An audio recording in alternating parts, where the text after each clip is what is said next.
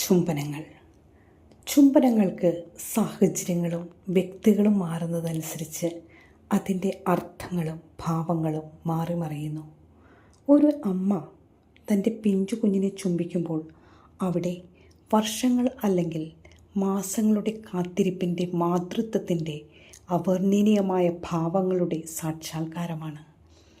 അച്ഛൻ മക്കളെ ചുംബിക്കുമ്പോൾ വാത്സല്യത്തിൻ്റെയും സ്നേഹത്തിൻ്റെയും പ്രതിഫലനമാണ്. ഒരു സഹോദരൻ സഹോദരിയെ ചുംബിക്കുമ്പോൾ അവിടെ കരുതലിൻ്റെയും സുരക്ഷയുടെയും പ്രതിഫലനമാണ്.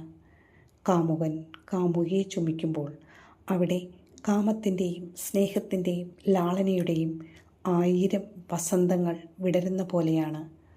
ഭർത്താവ് ഭാര്യയെ ചുംബിക്കുമ്പോൾ തൻ്റെ ജീവൻ്റെ പാതിയെ കണ്ടെത്തിയതിൻ്റെ ആഹ്ലാദവും സന്തോഷവുമാണെന്നാണ് പറയപ്പെടുക. സത്യം എന്തോ. ഒരു കുഞ്ഞിനെ പ്രായമായവർ ചുംബിക്കുമ്പോൾ അവിടെ തൻ്റെ സമപ്രായത്തിലെത്തിയ ഒരാളെ കണ്ടെത്തിയതിൻ്റെ കൗതുകമായിട്ടാണ് എനിക്ക് തോന്നിയിട്ടുള്ളത്. 6ഉം 60ഉം ഒന്നാണെന്നല്ലേ പറയുന്നേ.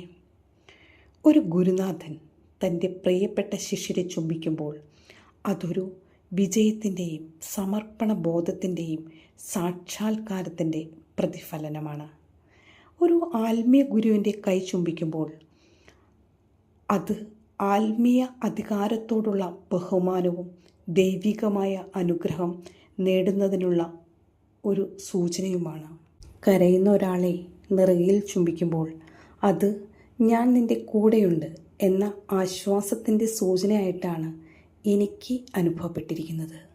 എന്നാൽ മരിച്ചവരെ ചുംബിക്കുന്നത് പല കാരണങ്ങൾ കൊണ്ടാണെന്ന് ഞാൻ മനസ്സിലാക്കുന്നു. ഒന്ന്, എല്ലാവരും ചെയ്യുന്ന പോലെ അവസാന വിട പറച്ചിൽ, പ്രിയപ്പെട്ടവരോടുള്ള സ്നേഹം അവസാനമായി പ്രകടിപ്പിക്കൽ. അതൊരു പശ്ചാത്താപത്തിൻ്റെയും നഷ്ടബോധത്തിൻ്റെയും ഉജ്ജ്വല പ്രകടനമെന്ന് ഞാൻ പറയും.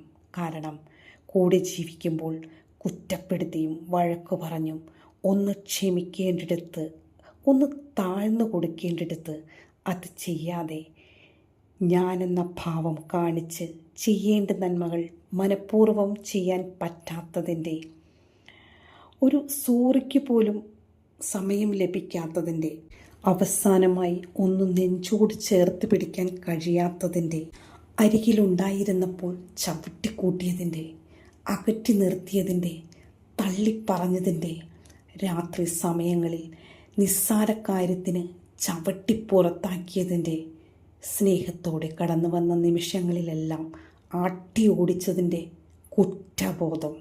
കുറ്റബോധമാണ് ആ ചുംബനം.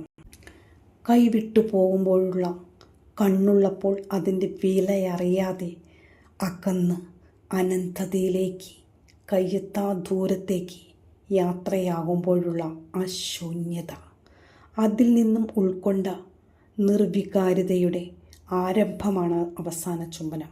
തിരിച്ചറിവുകൾ സ്വന്തമാകുമ്പോഴേക്കും അനന്തതയിലേക്ക് മടങ്ങിപ്പോകേണ്ടി വരുന്ന പ്രിയപ്പെട്ടവരുടെ നെറ്റിയിലും കവിളത്തും ലഭിക്കുന്ന നഷ്ടബോധത്തിൻ്റെ ചുംബനങ്ങൾ, അത് മനുഷ്യനുള്ളിടത്തോളം കാലം നിലനിൽക്കുക തന്നെ ചെയ്യും. ശരിയല്ലേ? ഞാൻ പറഞ്ഞത് അനുഭവിച്ചിട്ടുള്ളവർ, ശരിയെന്ന് തോന്നുന്നവർ ഒന്ന് കമൻറ്റ് ചെയ്യണേ.